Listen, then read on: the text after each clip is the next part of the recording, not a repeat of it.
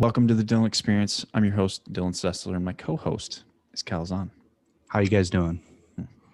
We are here to help change the way the world looks at mental health, self-development, and overcoming adversity. Not limited to that, but that's where we're starting. Thanks for joining us for episode 1, where we are going to be introducing ourselves and kind of talking about our self-development journey. So, I guess, Kyle, let's roll. Yeah, do you want to really kick us off? Tell everyone about yourself, where you came from, what do you do, why do you do it? Sure, absolutely. Well, as Dylan said it, I'm Kyle Zahn. I am originally from Manitowoc, Wisconsin, small town, 36,000 people, right on great old Lake Michigan. 26 years old. I have 4 brothers, Ryan, Zach, Chris, Austin. Let's see here. I lived in Manitowoc most of my life. I moved away 2 years ago to pursue a more full-time career with the military. Currently in the National Guard for the state of Wisconsin. Been in for 9 years now. Let's see here. I am a network operator. I'm also a supply technician full-time. My mental health journey. Mm-hmm. So it all really started for me when my brother passed away, Zach, in 2012. It hit me like a brick, honestly. I had some really, really down moments for about 8 years. Yeah. And didn't really give myself a chance until very, very recently to really sit down and process it. And in a way, I guess it kind of shaped me for who I am today and why I do the things I do. Gives me a sense of purpose to reach out to people that are struggling. And this podcast, my TikToks, it really projects who I want to be and how I want to show what I'm feeling to the rest of the world. So, right. Hell yeah. And I met you, 8 months ago, 9 months ago? Not even? It was May 5th of this last year. How crazy, not even a year can change your life. That's what 2020 taught me, right? Mm-hmm. Like I think I've tried to learn that lesson many times in my life through many years. And 2012 was a shitty year for me too, to say the least. But I think 2020 is the year that really taught me that 1 year can absolutely transform you. And I mean, absolutely transform. And I feel that. Absolutely. Yeah. It's been a roller coaster of a year for a lot of people. But if you put your mind in the right place while you're doing it, there's so much extra time that you didn't realize you had before to work on yourself, develop, and honestly learn. Right. And not just put your mind in the right place, but surround yourself with the right people and give yourself the perspective of what's happening to you, what's happening around you, what's happening, within you, all of it, right? Really paying attention. I think self-awareness is such a profound thing. And that's, man, we're going to be talking about self-awareness a lot on this podcast. And that's perfect. So with that, let's talk about my self-awareness. Absolutely. This is called the Dylan Experience for a reason, because I've had a lot of it. My story really started back in 1996. I was born in 1990, so I'm just over 30 now. I'm almost 31.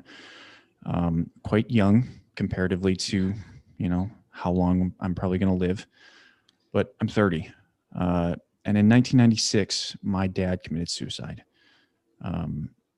But it wasn't just, simple like that. It wasn't just he walked out and never again did I see him. I knew, right? Like I came downstairs. I remember coming downstairs and I remember looking at him. And as he spoke, I knew something was wrong. I knew with every muscle and bone and sinew in my body that he was not coming home, and the things that he was telling us were not true. I recognized instantly that there was something wrong, and I knew, and I cried. I'm 6 years old. I didn't know what was going on.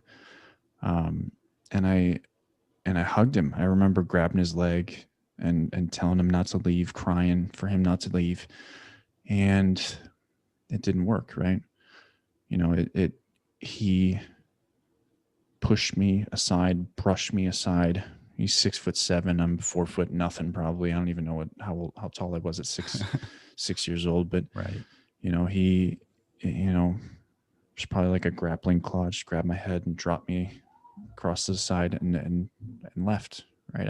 I remember the cliche, walking out the front door and turning and going to his car and never seeing him again. And that's where my story really begins. Mm-hmm. Just begins, right? It sucks that that's how my life really began, and there was nothing I could do about it because I knew he was never coming back, and yet everything that I did in that moment didn't stop him. Right? Sure. Your child crying and yelling at you, saying, "Don't leave, don't leave." If that doesn't stop a father, I don't know what will. Right? And even though I think about that now, at 6 years old, I took that and I grew guilt, I grew regret, I grew shame, I grew jealousy in some ways, right? Of looking at other people and how they had their father and I didn't. I grew all of the most poisonous emotions that you could possibly think of, and I built that. That was where my yeah. I mean, slammed it into one body. That was the foundation that I built myself on at 6 years old, and that sucks. Yep. And following my father's death, my mom moved on, which I don't blame her. I'm glad she has tried, but she unfortunately didn't know that she was picking a man, the next man, about 2 years later, that was going to be physically abusive to me. It wasn't nearly as bad as what I've seen from some of my clients now. I'm a life coach. If you don't follow me on TikTok or follow me anywhere else, but I'll obviously get to that. But it was discipline, right? That's how I was explained. So anytime I did something wrong, it wasn't simple stuff, like if I didn't take the garbage out, I wasn't gonna get beaten. But if I didn't do something, if I didn't do a lot of things, it was here and there, but it was pretty consistent. Like if I didn't take the garbage out, take this out, do this, then I would get beat, right? If I made a big mistake, I'd get beat, right? And I was consistent. Like I wasn't a good kid because I was mentally unstable. So I'd get beat probably once a week around there with it was probably a 3/4 inch to 1 inch leather belt, Western style, that thick leather. You could stand it up on end. That's how stiff it is. That's what I got hit with. And I'd get hit from small of my back all the way down to the backs of my knees. 8, 9, 10 years old, 11 years old. I'd go to school with like massive bruises on my legs, and I wouldn't be able to sit down like comfortably. So I'd be sitting down in class on my side, just like on my hip for a while, moving to the other hip. And I never told anybody, but I learned, I learned to shut myself off from people because I didn't trust. How could I trust, men after this point of losing my father, and then the next male father figure that comes into my life beats me for doing the wrong thing, and that was my childhood. I don't remember a lot of my childhood, conveniently. It was a lot of trauma. That's right. And trauma shuts the brain down like quick. Exactly. And from that point, it was mental health, right? It was mental issues. I struggled with, obviously PTSD. I struggled with depression. I struggled with anxiety. who knows what else. Like I never got diagnosed with these things, but it's quite simple to understand that those things that I was struggling with, the panic attacks of doing the wrong thing and knowing it and freaking out about it, and the depression of isolating myself and staying away from people, the suicidal ideation after my father died. We haven't even gotten to that, but from 6 years old until about 25 years old, I thought about suicide every day, whether it was my dad's suicide or my own, every day, right? I told nobody. I told no living soul about suicide for 19 years. And that's such a powerful part of my story. It is no joke. Like when you hide something that significant from people that will actually support you, I know people would support me, like my mother, right? My mother lost her husband to suicide. Right. And she was the most empathetic person in my life. I wouldn't even tell her, right? For 19 years. My sister, very powerful part of my life, wouldn't even tell her, right? My best friends, didn't tell them. 19 years. It's crazy, right? Like I couldn't imagine not telling one of my best friends about a problem I was having. Right. And that's got to be so powerful too, just to hold that all in. Yeah. It hurts, right? Like for me, I hid it. I don't know how. Like clearly there was definitely some days where I hid it, but people knew. Like I'd be angry, I'd be emotional, I'd be frustrated, I'd be pissed off, I'd be sad, right? And people knew that I was feeling something, but they didn't know what. And I wouldn't say, but there were other days that, eat your heart out, Leonardo da Vinci, or not Leonardo DiCaprio, right? Like Morgan Freeman, you guys got nothing on me. Like nobody knew, especially in college. College was my time to step into a level of acting that I never knew possible, that I could put on a face of who I was and not show people the seething and bubbling, explosiveness that was happening within my person, right? Like my mind was a locked vault for people, and I acted like I was the strongest one in the room, the smartest one in the room, whatever. Like I just acted like I'm the happiest guy here. On cloud 9, right? Right. And it was all false. Right. It was all false. And what brought me to change that I think it really started within the military. I talk about this in my book, which is coming out eventually. I'm not even going to put a time frame on it anymore. I'm fairly certain it's going to come out in the next 3 or 4 months. But I don't know. That's exciting. Right. I can't wait. But realistically, the military taught me to actually need a team, right?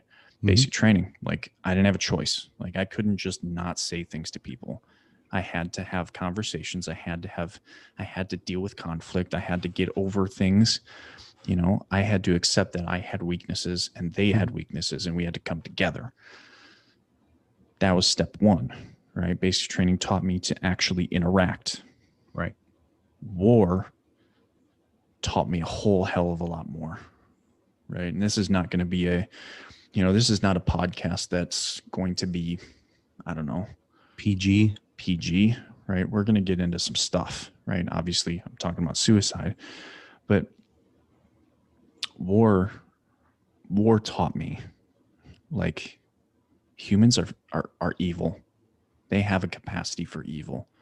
All of us do, even me, right? I'm one of the nicest, most empathetic people you will ever meet. But guess what? I'm ready to kill. I'm an infantryman, right? Like, let's be real. I stand on both sides of the spectrum. I'm both a life coach and I'm in the infantry. I am someone that supports people and keeps people alive in terms of discussing the hardest things in their life. And I am also an infantryman that is willing to kill people. It's a weird combination. Yep. And war got me to really understand what it means to have life. I think that's what has allowed me to sit down and talk to people about life with such profound understanding of it, and help them really capture, the necessary fundamentals of it, if that makes sense. Yeah, absolutely. And I think we've talked about it, but I don't think we've really talked about it in depth about what war, how I think about war. Right. And I grew up realistically in the culture of the infantry, right? And in my childhood, I didn't have an opportunity to grow up as a kid, but so I grew up on my own, but I didn't really grow up. I didn't know how. I didn't have a father. My mother was a single mother at that point, so she just kept working. And she went out for her degree, but I was stuck, learning how to be a man by myself. And when I got to the infantry taught me how to be a man, how to be an infantry man. Right. And that's not always a good thing. Right. It taught me, the infantry is ruthless. It has no time for weakness. And there's a reason for that. You at least have to respect the understanding that if you have weakness in war, you'll die. That's the reality, right? You can't hesitate on it either. Right. And we're not dealing with some, equal opportunity, discussion here in America trying to figure out, who should get this job. No, it's, if you want to live, if you want to accomplish the mission, if one person's weak, it holds everyone back. And if one person fails, everyone can die. That's what war is. Mm-hmm. That is the reality. And unfortunately, that doesn't work for everybody. That's why we don't let in people with flat feet, because they break their shit faster. Mm-hmm. Right? That's why we don't let in people in wheelchairs. That's why we don't let in people with all sorts of a plethora of different issues. And you got to think of it this way too. The military has a right to be prejudiced at that point, because it's mission first. Right. If there is one piece of that aspect that is holding the mission back and making it a hazard and a liability for the entire mission, it's not going to happen. Exactly. And that's what I grew up in, right? I grew up in that experience, in that culture, in that environment, and it almost stabilized me in a way. It allowed me to really understand that I had to be mission focused rather than me focused, right? Which was good and bad. It allowed me to get a lot of stuff done. It allowed me to accomplish a lot of things, and I did. I accomplished a lot as a young adult, I would say. Sure. But it also gave me some really bad habits. It consistently, well, not consistently, it continued some really bad habits, like silence. That was bad, right? Yep. Suck it up. You were told what to do, and you were told not to complain about it. Right. Exactly. That's how the Army works, but it works a hell of a lot harder in the infantry like that. Mm-hmm. And if you don't make it, you're cut.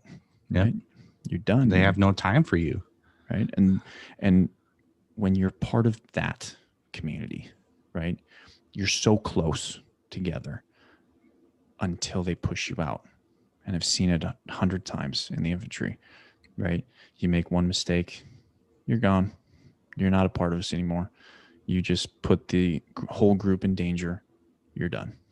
You're a Right? liability. Sorry, we can't have you. It's hard, right? That's so hard on people. And you know, I've I've built, you know, I've built a different mindset since then. I think we'll talk about that a little bit later. Oh yeah. But it's, you know, that mindset, especially after 2012, my first deployment to Afghanistan, you know, I saw people die, right? I saw casualties of many different kinds in Afghanistan.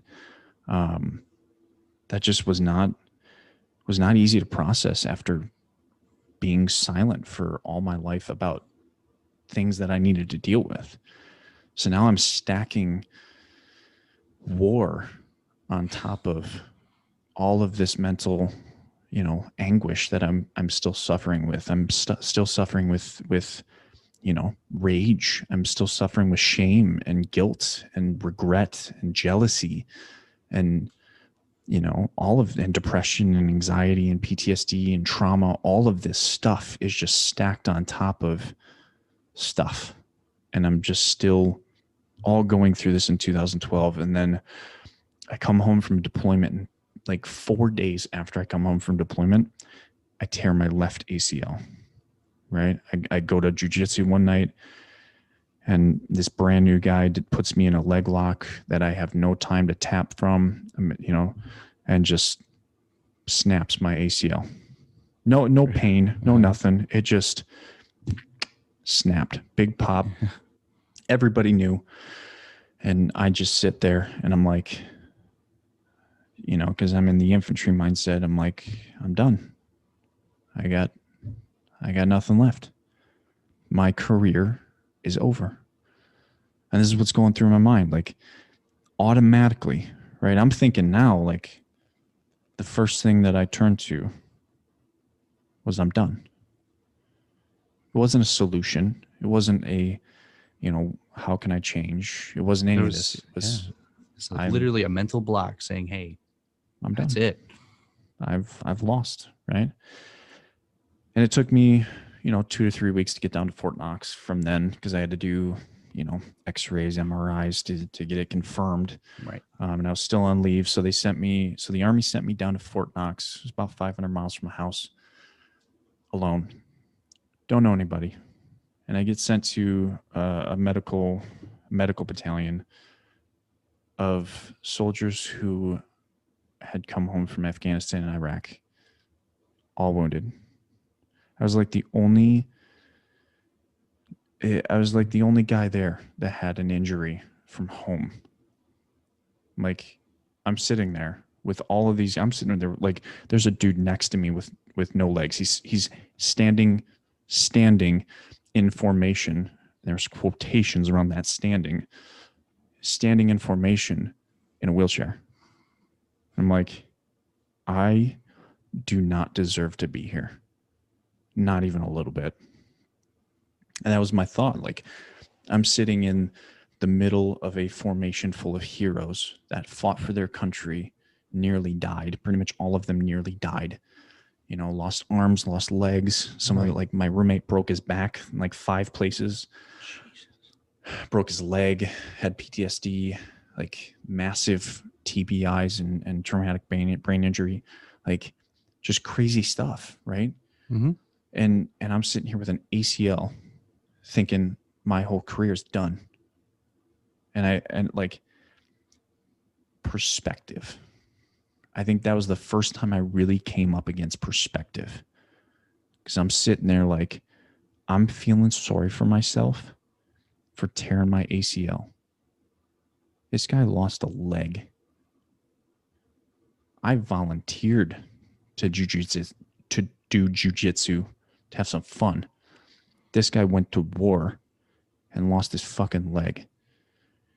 And I'm sitting here feeling sorry for myself. I'm like, I got to get out of here. And I spent, you know, I spent the next like 2 weeks asking everybody I could, through in processing, being like, how long do I have to stay here? They're like, at least a year. I'm like, you got to be kidding me. Like, how? How is this a year long? They're like, you got to get surgery and then it's a year long recovery. So it's probably going to be more than a year. I'm like, fucking kidding me. And I'm like, no, I refuse to believe that. I refuse to do that. And I got my MRI, did the surgery. It took about a month to do the surgery from when I got there. And from then on, it was I'm going to war with myself, right? Like I had a some kind of mindset class somewhere after my surgery. It was like I did not want to go because I had just had surgery. I could barely walk. I had a straight leg brace on. If you've ever walked with a straight leg brace on, it's stupid. Because you're kind of hobbling, aren't you? You're twisting your hip around to move your leg. Plus, like I had no muscles in my leg that worked. So I'm twisting my hip around to walk every time. And it took me like a half hour to get to this class that was 500 yards away. And I'm in there and this dude's talking about, what was it? It's just like basically cognitive behavior therapy. He's talking about like words and the power of words. And he tells us, he's like, write down a quote. When you read that quote, you actually feel something. You feel something powerful. And when you write down that quote, you have to be able to read it.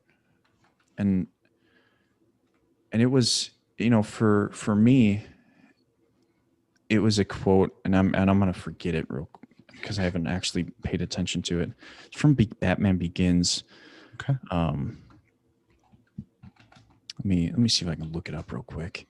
But it was such a deep quote in terms of, for me, I'm thinking I'm never going to go anywhere in life anymore because I lost my ability to be an infantryman. I lost my knees, right? Yep. Like, and they told me like you tore your left one, so you're more likely to tear your right one. And I'm like, awesome, that's exciting.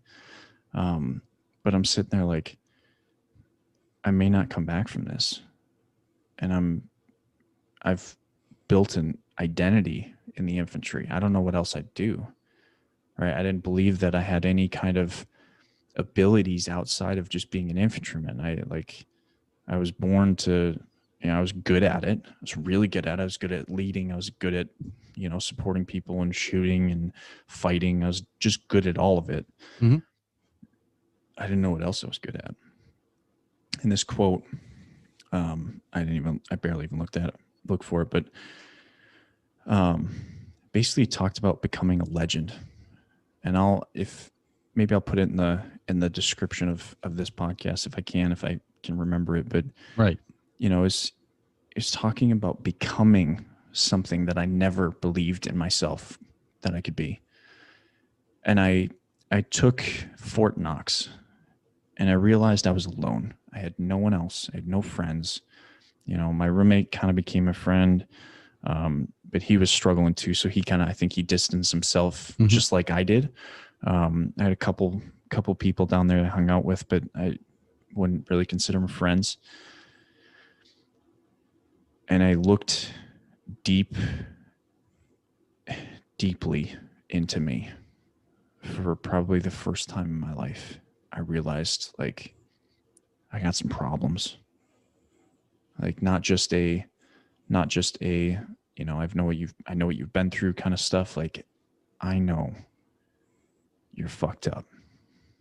Like I'm looking at it kind of thing. And I fought that every single day. I was, I didn't sleep. I didn't take painkillers for that knee. I took them for 2 days and I was like, no, I'm done. Right. I'm not going to be like my father. I'm not going to end up like my father. My father was an alcoholic, a drug addict in some ways, smoked. So he's a smoker. And obviously committed suicide. So I'm like, I'm not going to be that. I'm not going to do Right. that. So I've never had alcohol. I'm in the infantry from Wisconsin. I like, It's an interesting concept, isn't it? right. I don't, I'm a sober infantryman from Wisconsin. It just doesn't make sense, right? Like the computers would break if they tried to compute that. Yep. Like that doesn't happen. I've never done drugs. I've never tried tobacco. Like I haven't tried these things at all, ever. And I'm sitting in Fort Knox for 23 hours a day thinking, right? And that could be a problem. It was a terrible time, man. It was, like I can't even explain what it's like to think for 23 hours a day. Like I don't have the words that can express how terrible that is for you, right? You should never be alone for that long, for 7-8 months of my life thinking, right? Without anyone else's, like, I never saw a mental health person. And you would think that'd be part of the equation too. It was never, right? It was never part, like they offered it, but I'm like, no, infantry, fine, right? Nothing mandatory. It was nothing like, and not only that, but 2012 was an interesting year because of the budget. So everyone was sequestered, right? So like people for in processing, I was in processing for 3 weeks because I was waiting for one person. Everything took 3 days. I was waiting 3 weeks for one person to come off of their sequester time. That's how the government works sometimes, right? And I'll process the same way. I waited 3 weeks for one person. That's just like lovely times. Blows my mind. And none of it, like there was no time in Fort Knox where I had to go see someone for mental health. Not once. They offered it, but who am I to take it? I'm built from a culture that says you don't do that. You're built from a culture that says you're not allowed to have feelings. Right. You're supposed to do a job. So I didn't. So I thought for 23 hours a day. I figured myself out. And if I had a gun, I wouldn't have made it out of Fort Knox. I promise you. Right? I promise you. I would not have made it. I was not strong enough to get through Fort Knox without not having that stuff. I was lucky that drugs were not an option for me because I had enough. Right? I had enough to just not, take them all, not come back. Right. I was lucky. I was lucky that I didn't think that way. And after Fort Knox, like I realized I had the strength to overcome things. I had a taste of becoming what I wanted to be. But it wasn't enough, right? It wasn't enough to really capture my attention, because maybe it hadn't been dark enough, but even though it was incredibly dark, it was going to get worse, And after that, after Fort Knox and being alone for that long, I stepped out of the military limelight for a moment, and I was like, you know what, I need to pursue something else. So I started doing college. I went to school at UW Whitewater, Wisconsin. Focused on sociology. I started learning about people because it interested me. For my entire life, I wanted to answer the question, why did my dad do it? Right. So I began learning. I learned why criminals did what they did. I learned why humans do what they do. And it was good, but I was still silent, right? I was still dealing with, I was a broken child that walked into the military with all of these problems, and the military deployed me to Afghanistan and spit me out after being deployed for a year and then being alone for 7 months following that year, and spit me back out into the world, expecting me to be able to step into a classroom and learn these things, and I learned. I've always done well at learning, but I didn't do well at life. I struggled. I had relationships, but I had promiscuous relationships. I didn't take care of people. I didn't take care of myself in some ways.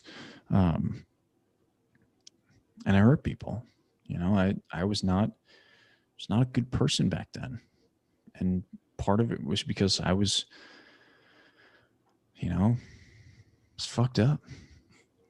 I had seen so You much. had no clue who you were at the time. Right? Like I had no identity. I had no purpose. I had no understanding of where I was going because I didn't think I was going to make it to this point. I had seen so much violence. I've seen so much pain. I had seen so much, I felt like such a burden and so worthless because, I lost the one identity I had with my ACL tear. And then not a year later, after I finished my surgery, came home and recovered completely from my ACL tear, tore my other one. Almost to the day, another tear. And it was a partial tear, but it was enough. It was enough to say, what am I going to do? It took me 2 days of like complete sorrow to sit there and be like, what am I going to do now? I don't know. 2 days of struggling, and I'm like, all right, take a step back. Let's recalculate. You've done this before. You can do it again. Makes it interesting, but you've done the physical therapy. You've done it all, right? Let's do it again. That's what I did, right? I rebuilt myself, worked it out. I didn't need surgery, so that was the nice thing. And a year after that, still struggling with all of the things that I'm struggling with, going to school, still being a leader in the infantry, even though I was broken, and having my sergeant major breathe down my neck of like, why aren't you going to your leadership courses? Why are you, you have the ability to go shoot, but you can't go to schools. Why is that? Well, like, because I have an ACL tear, I'm on profile. And then he comes back with, why are you on profile all the time? You've been on profile the last 2 years. I'm like, I'm trying, right? I'm developing myself outside of the military, right? And then like the NCOES courses that the military has, these leadership courses, have become such a priority, right? Like this is the unforeseen circumstances of these courses, right? You are on profile, and if you don't have a PT test, you can't go to these courses. If you can't take a PT test, you can't go to these courses. So if you're on temporary profile, you can't go to these courses. And then your leadership realizes, hey, we're not meeting numbers. We're not meeting our quotas. You're not qualified for your position because you're not going to these courses. Why are you not going to these courses? Maybe you should just get out. And I'm sitting here like, I'm trying my hardest to stay in. I'm working my ass off to physically, physical therapy to get myself back in action, to get myself up to standard. I'm working on myself outside of these physical parameters to better myself as a person and an infantryman. And it's not good enough for you.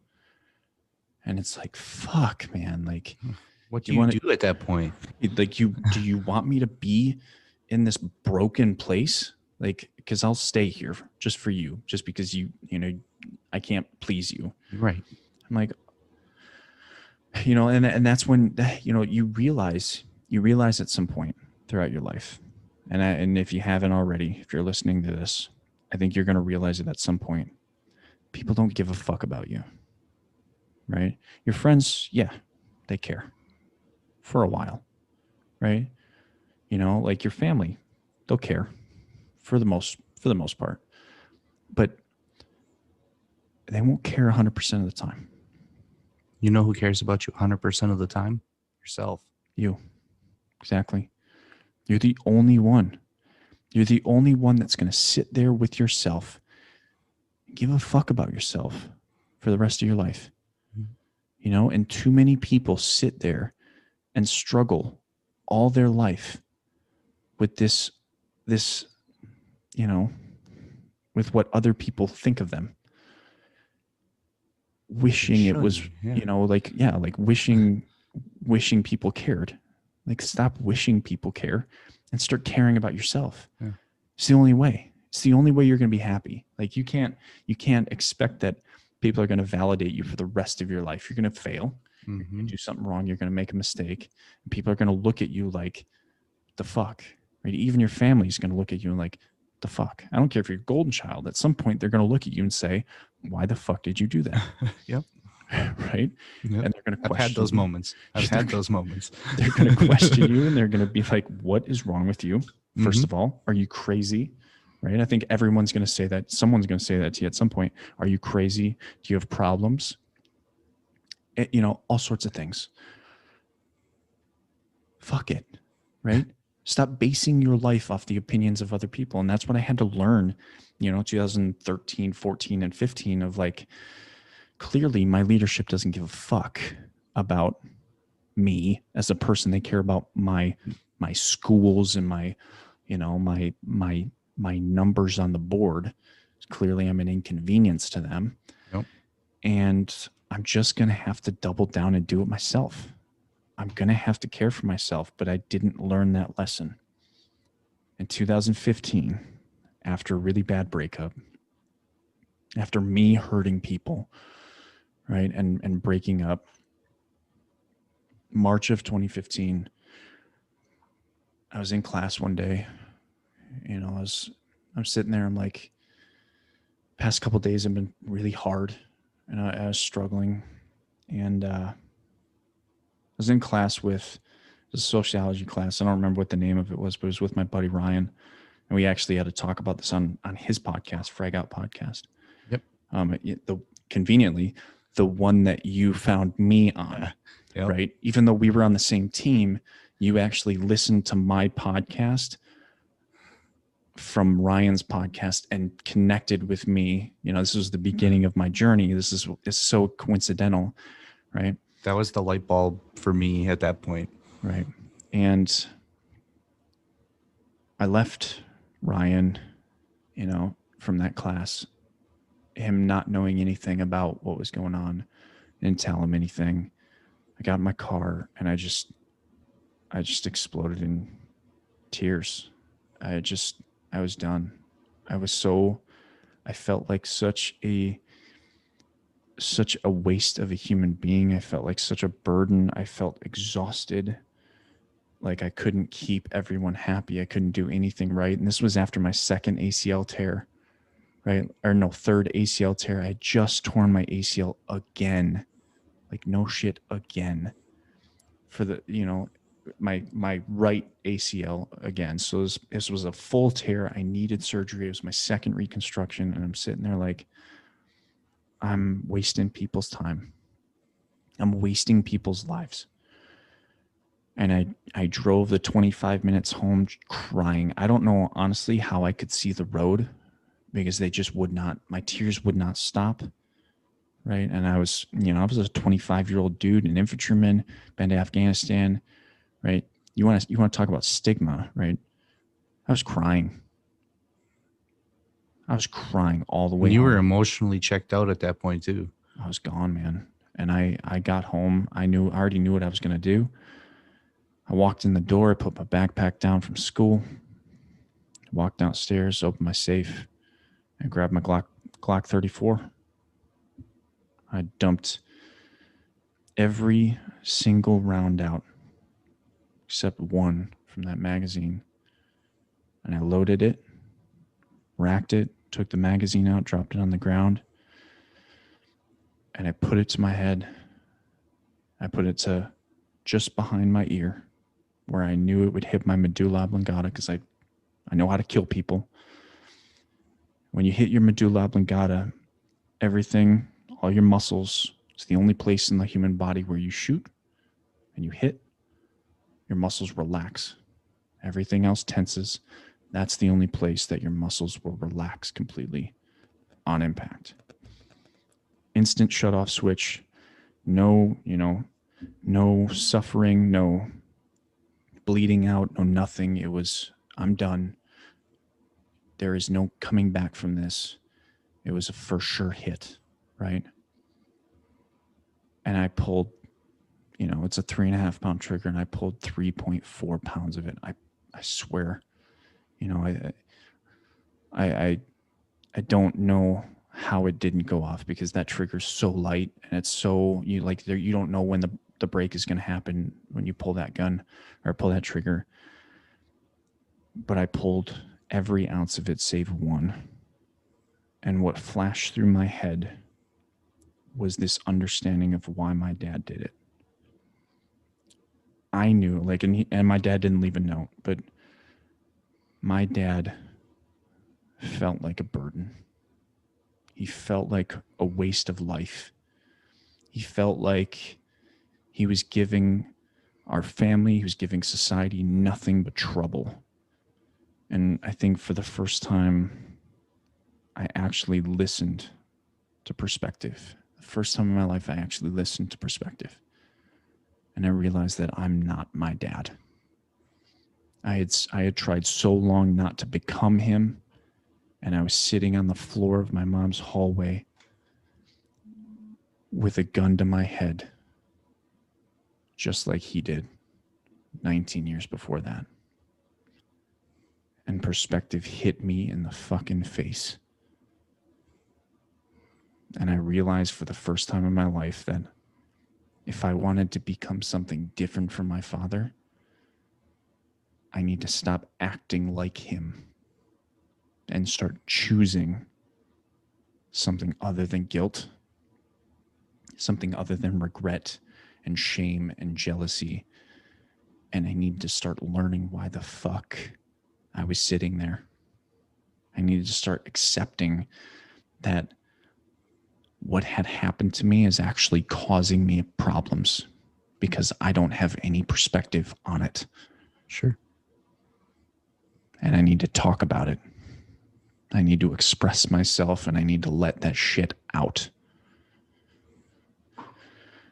And that's what I did. I spent 3 days,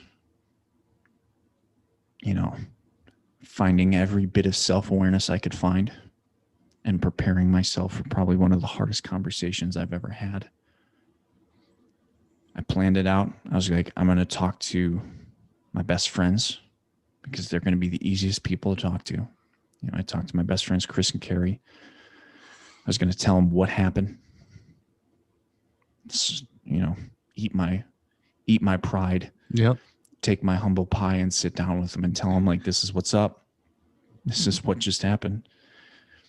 And then I'm going to tell my sister, because she's going to be the second best person for me to actually talk to without, falling apart. Mm-hmm. And then I'm going to tell my mom. And that was the hardest conversation you probably ever had. Fuck, man. I don't know how I made it through that conversation. Right? Like I told my friends, made it through, wasn't as hard as I thought it was going to be. Told my sister, same thing. I did that on the phone, so it wasn't nearly as hard. But when I told my mom, man, I mean, she lost my dad to suicide. How do you, like, as a man, as a son, how do you tell your mom that you almost committed suicide in her hallway 3 days ago? That is the hardest thing you could probably tell her, especially with the circumstances she had to go through with your father. And how do you tell her for 19 years you've been thinking about this choice?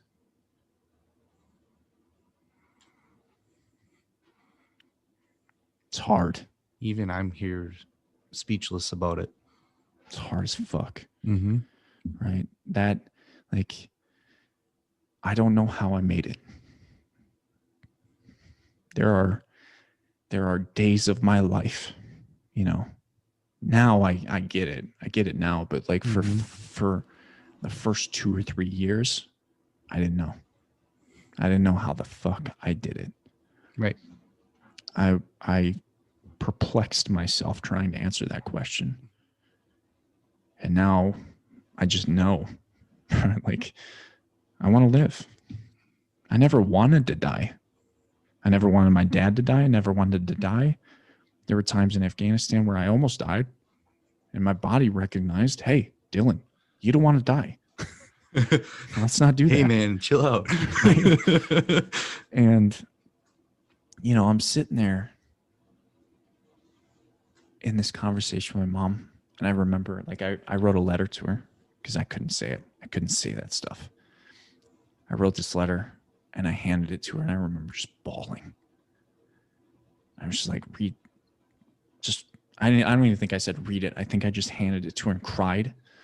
I would imagine that you didn't even look her in the eye at that point. No, I was sitting on a stool, and she was sitting by the stove, which is about 5 feet to my left, and she's reading this facing one direction. I'm facing the same direction, not looking at her, and I'm just crying. She's crying, and she looks at me, and I finally look at her, and I'm still crying. She comes gives me a hug, and we just sat there, for a little bit in silence, just taking it in. Mm-hmm. But no words needed to be said at that point. Right. I mean, that's just the first time in my entire life that I sat down and let it out. Right. Not emotion, not just emotion, because there's a difference between letting out emotion and letting out your demons. Yep. When you sit down and you tell someone, this is what happened to me, this is who I am, this is what I've been through. Fuck, man. Mm-hmm. That's an experience, right? You want to talk about the Dylan experience? This is it. This is it. Like the experience that I give people, as a life coach now, is I see people for who they are. I know you're fucked up. All right. I fucking know. Like, I've watched it. I've watched it in me. If I've done it, I know you've done it. Mm-hmm. And I don't judge you. I don't give a fuck. No. I don't want you to feel bad about being yourself. You should never. Mm-mm. And sometimes I am the only person in someone's life that is willing to sit down and listen to them. And that breaks my fucking heart, because I grew up with people that were willing to listen to me, and I didn't give them a chance. Right? And you had every opportunity and just didn't take it. And some people don't have any opportunities. That's what bothers me, right? Mm-hmm. My job sucks, right? Because of that. I wish, right? If there was a thing that I could change about the world, it wouldn't be world peace. You want to know what changes world peace? Having people to listen to, right? Having someone there that will listen to you. Mm-hmm. Not just listen, understand everything you're trying to tell them. I wish that every single person on the planet had someone that would actually listen to them truly, deeply, and I wish that person trusted them. That's what I wish. If I could change anything in the world, that would be it. That'd be huge. Yeah, that would be such a momentum shift for so many people. Right. And it's hard, and I've sat, I sat for 19 years with the things that I struggled with. And I felt terrible for all of them. I don't think there was sure, there were joyful moments, but I wasn't happy. Your mind wasn't mentally there. Right. I graduated from high school. I graduated from basic. I competed nationally with the National Guard for 3 years during that time. Mm-hmm. I wasn't happy. Right. And I think we got second place at one point nationally with the National Guard. I wasn't happy. It's like I could have done better. Could have done better. You're always looking at every aspect as negative. You're not good enough. Because that's what was beaten into you pretty much. I beat it into myself. Yep. Right. And that's what people do. We beat it into ourselves. When people teach us how to beat it into ourselves, we take it to an extreme. But when you are taught, right, when someone sits down and teaches you, you don't have to beat it into yourself. Right. You can beat love into yourself. That takes work. Right? A lot of work. It's easy to beat ourselves up. It's easy to sit here and be like, I'm the problem. And there's no solution. I am the problem. That's easy. That's fucking easy. And if you do that, I get it. But you got to stop. You got to do the hard work. Right. And that's what my platform is for. This is what this podcast is for. It's what everything that I do. My job sucks. It's hard. I sit with people every single day and talk about the hardest things on the planet, on the docket, in their lives, whatever. I talk about those things. And at the end of the day, it's up to them to change their lives, not me. That's why my job sucks, is because I can sit down with someone and I don't know. I don't know if they're going to make it through because it's not up to me. Right. You're just there to provide the tools for them. Right. What they do with those tools is up to them at that point. Right. So I don't look at my job like it sucks. Right. The reality is it sucks. Yeah. But I don't look at it that way. This is perspective. You look at it as an opportunity. I love it. Mm-hmm. Because I am showing people the thing that they deserve. Needed most. Right. People deserve to be listened to. Mm-hmm. Right. And I had a conversation today that was hard. Right. Because it was about me. It was about how I work. And there were things about me, because I've been really close with my clients, with some of my clients. That's because that's the nature of my job. The nature of my job is to get close to my clients and help them through. Right. And they become very reliant on me in terms of like understanding and perspective and help. And like realistically, I answer questions and help them through things that their parents should have, but didn't. Right? They're role models that they never had, should have helped them through this stuff, but they didn't. Right. And that builds a very tight relationship. And sometimes I can't reciprocate everything. Right? I teach people to build a network of people that can help them. And when I'm the only one that can help them, I can't be a whole network of people.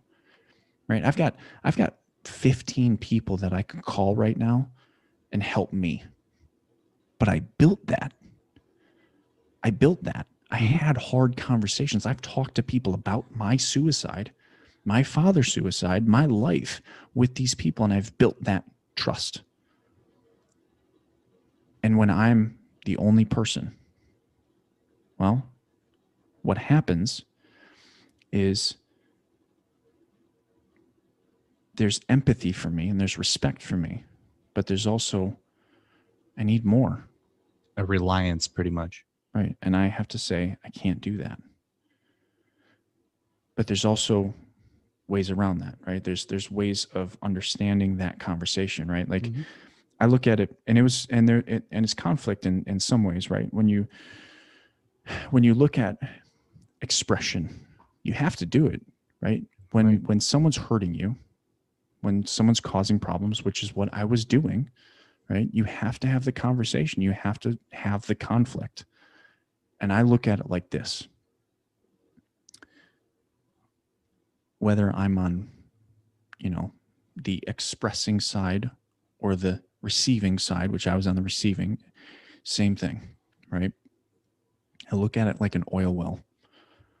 The oil is valuable, really valuable. Right? That's gold, right? That's what we're looking for, right?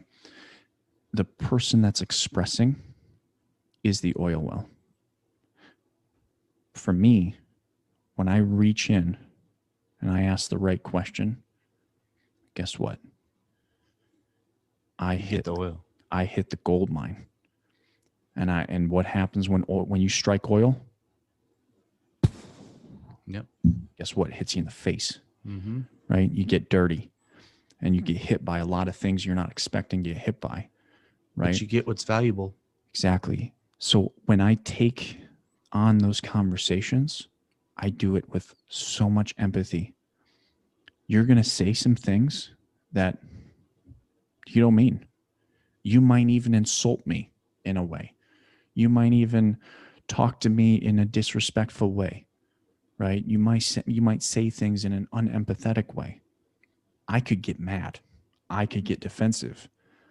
But what's the point? I struck oil. I did what I had to do. No, you dam it up. You build the oil well, right? You deal with the fact that I struck oil. You empathetically understand what's going on and you bring the situation down, you calm it down, then you deal with it, right? Now you said some things. Did you mean them? Yes. Okay. Here's what I think about that. Did you mean them? No. That's what I figured.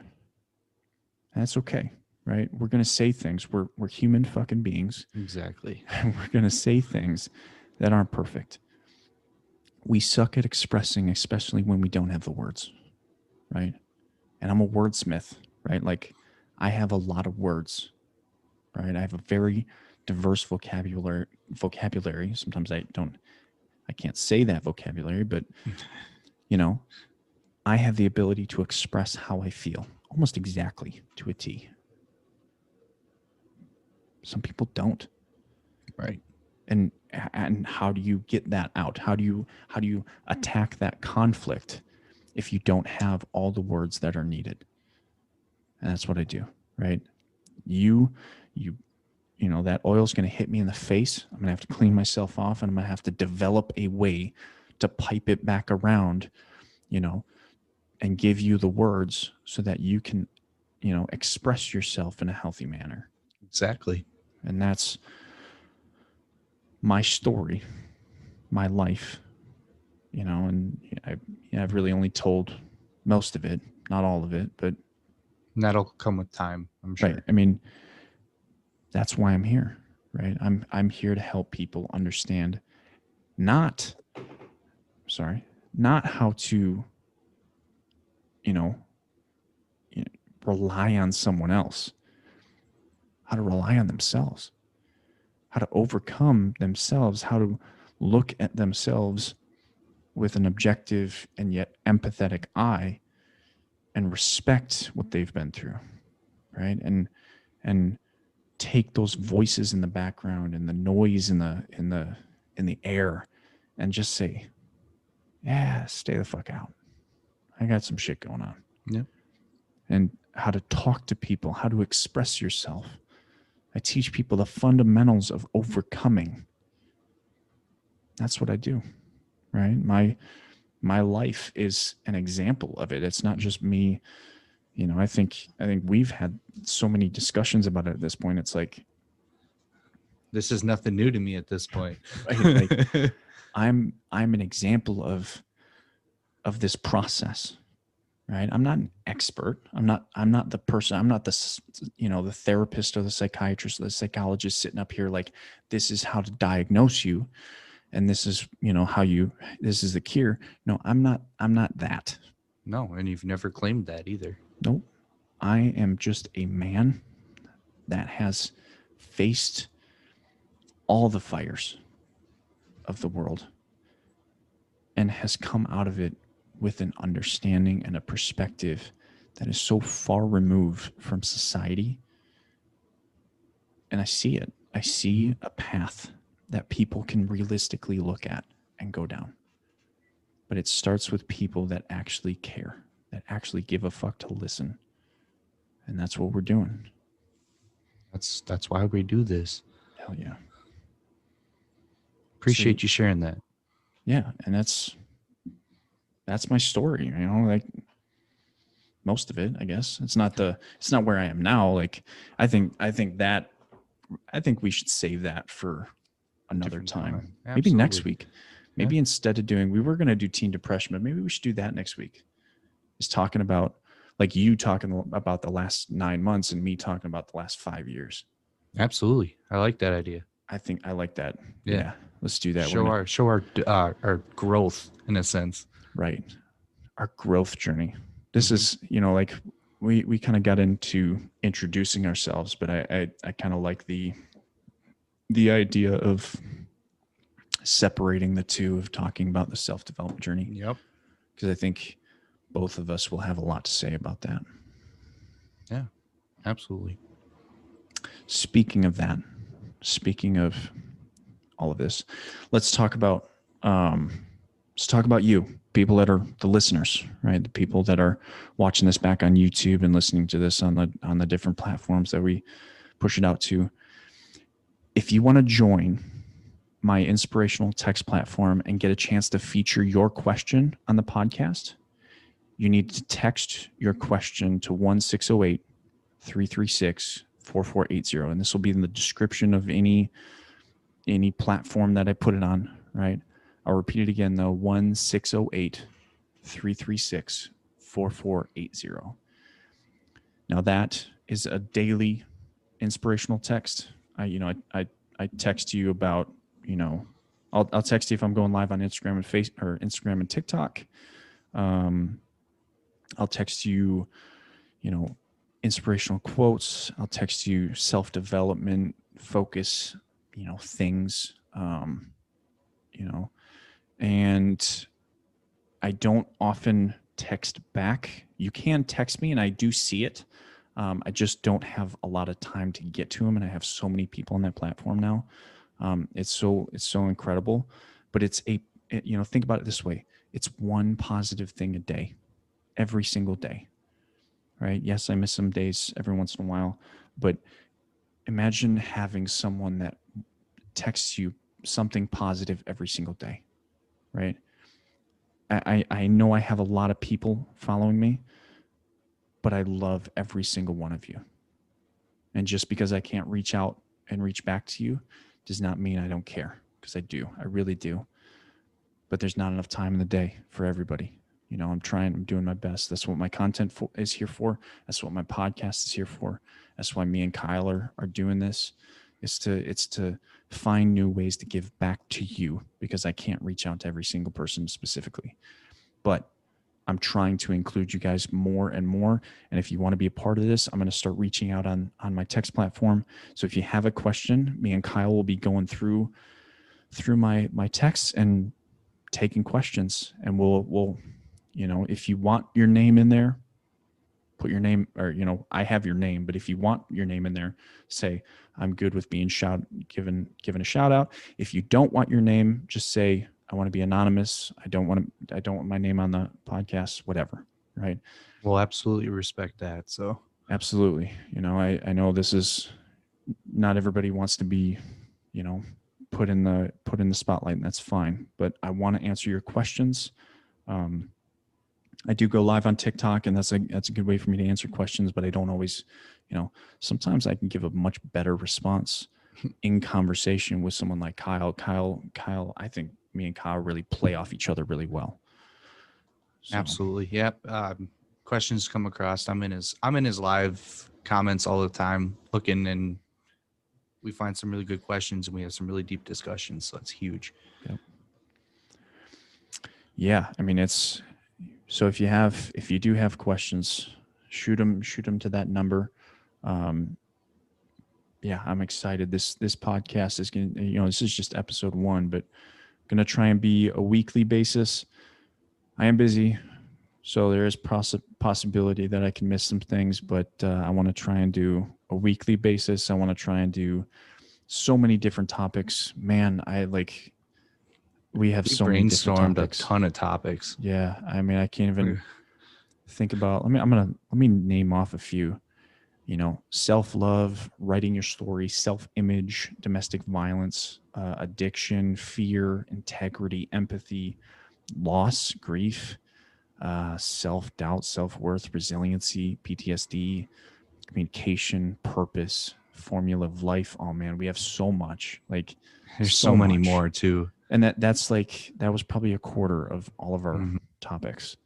Plus, I want to get some big names on here, mostly from TikTok. I want to get some incredible influencers here. Get some experts on the podcast for sure. I'll be getting quite a few people on this podcast. I have no doubt. It's going to be excited to sit down and talk with them too. Yeah. Yeah. And Kyle, we're going to have to come up with some badass questions for some of these people. Oh, we'll dive in. We will dive in for sure. For sure. So yeah. I don't know. I think that's good. I think that was a good episode. What do you think? This was a great first episode. We both got to have the viewers see kind of where we came from. Yeah. Kind of what we're about. So appreciate everyone here. So do you have any closing thoughts about everything that you've kind of heard today? We've talked about? Honestly, no. This was a great start. I'm excited for the future. I'm excited to see where this goes, and just appreciate everybody for viewing. So, absolutely. All right, guys. Final thanks. Thanks for joining us this week's episode. Thanks for joining us on this week's episode. It's been an absolute pleasure.